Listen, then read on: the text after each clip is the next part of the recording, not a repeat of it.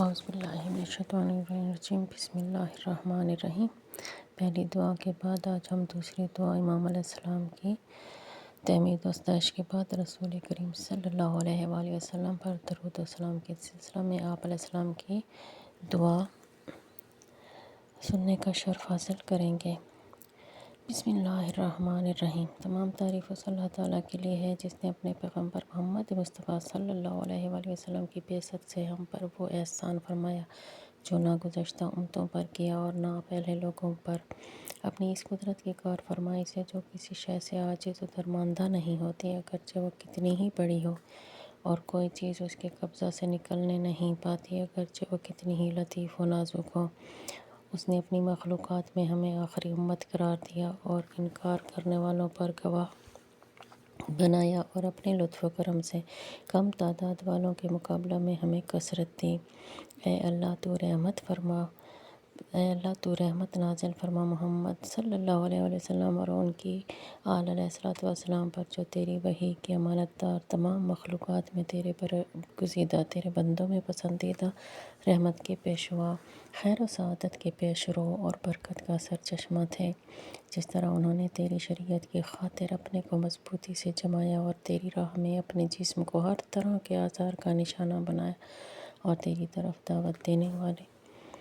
سلسلے میں اپنے عزیزوں سے دشمنی کا مظاہرہ کیا، اور تیری رضامندی کے لیے اپنے قوم قبیلے سے جنگ کی، اور تیرے دین کو زندہ کرنے کے لیے سب رشتے ناطے قطع کر لیے،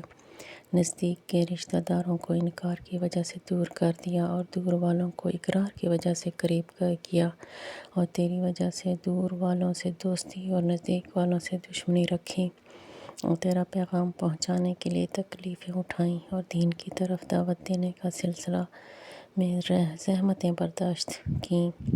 اور اپنے نفس کو ان لوگوں کے پند و نصیحت کرنے میں مصروف رکھا جنہوں نے تیری دعوت کو قبول کیا، اور اپنے محل سکونت و مقام و رہائش اور جائے ولادت و وطن مألوف سے پردیس کی سرزمین اور دور دراز مقام کی طرف محض اس مقصد سے ہجرت کی کہ تیرے دین کو مضبوط کریں اور تجھ سے کفر اختیار کرنے والوں پر غلبہ پائیں، یہاں تک کہ تیرے دشمنوں کے بارے میں جو انہوں نے چاہا تھا وہ مکمل ہو گیا، اور تیرے دوستوں کو جنگ و جہاد پر آمادہ کرنے کی تدبیریں کامل ہو گئیں، تو وہ تیری نصرت سے فتح و کامرانی چاہتے ہوئے اور اپنی کمزوری کے باوجود تیری مدد کی پشت پناہی پر دشمنوں کے مقابلہ کے لیے اٹھ کھڑے ہوئے، اور ان کے گھروں کی حدود میں ان سے لڑے، اور ان کی قیام گاہوں کے وسط میں ان پر ٹوٹ پڑے، یہاں تک کہ تیرا دین غالب اور تیرا کلمہ بلند ہو کر رہا، اگرچہ مشرک اسے ناپسند کرتے رہے۔ اے اللہ، انہوں نے تیری خاطر جو کوششیں کی ہیں ان کے عوض انہیں جنت میں ایسا بلند درجہ عطا کر کہ کوئی مرتبہ میں ان کے برابر نہ ہو سکے، اور نہ منزلت میں ان کا ہم پایہ قرار پا سکے، اور نہ کوئی مقرب بارگاہ فرشتہ اور نہ کوئی فرستادہ پیغمبر تیرے نزدیک ان کا ہم سر ہو سکے، اور ان کے اہل بیت اطہار علیہ الصلوۃ والسلام اور مومنین کی جماعت کے بارے میں جس قابل قبول شفاعت کا تو نے ان سے وعدہ فرمایا ہے،